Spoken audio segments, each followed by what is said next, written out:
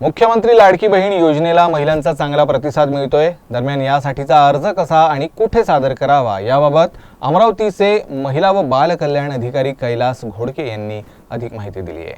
माननीय मुख्यमंत्री महोदयांनी महिलांचं आर्थिक सक्षमीकरण करण्यासाठी मुख्यमंत्री माझी लाडकी बहीण योजना सुरू केलेली आहे। 28 जून पासून ही योजना राज्यात सुरू झालेली आहे। या योजनेचा शासन निर्णय सुद्धा आलेला आहे आणि विशेषतः महिला बाल विकास विभाग हा नोडल अधिकारी म्हणून याच्यामध्ये काम करत आहे। या योजनेसाठी लागणारी जी कागदपत्र होती त्यासाठी महिलांची थोडीशी धावपळ चाललेली होती, जसं उत्पन्नाचं प्रमाणपत्र काढणे, वय व आदिवासीचं प्रमाणपत्र मिळवणे।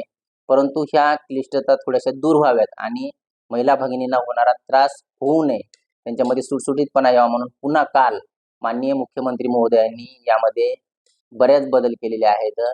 आता वय व आदिवासी प्रमाणपत्रांच्या ऐवजी त्यांना इलेक्शन कार्ड किंवा आधार कार्ड असेल तरी चालते। त्याच्यानंतर उत्पन्नाच्या प्रमाणपत्राच्या ऐवजी त्यांच्याकडे पिवळ्या किंवा केशरी रंगाचं जर हे असेल रेशन कार्ड असेल तर त्यांना उत्पन्नाचं प्रमाणपत्र काढण्याची गरज नाही। शेतीची अट जी पूर्वी 5 एकरची होती ती 5 एकरची अट आता रद्द करून टाकण्यात आलेली आहे आणि त्याचबरोबर इतर ज्या काही क्लिष्ट अटी होत्या त्या अटी सुद्धा कमी केलेल्या आहेत, म्हणून ही योजना अतिशय सुटसुटीत योजना झालेली आहे।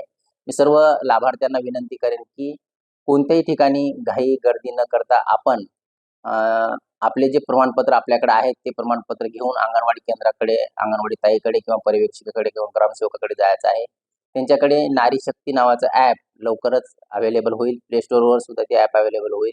त्या माध्यमातून ते सर्व लाभार्थ्यांचे जे अर्ज आहेत ते ऑनलाईन करतील। ऑनलाईन अर्ज केल्याच्या नंतर त्याची स्क्रुटिनी होईल आणि स्क्रुटिनीमधून पात्र लाभार्थ्यांची यादी लावली जाईल।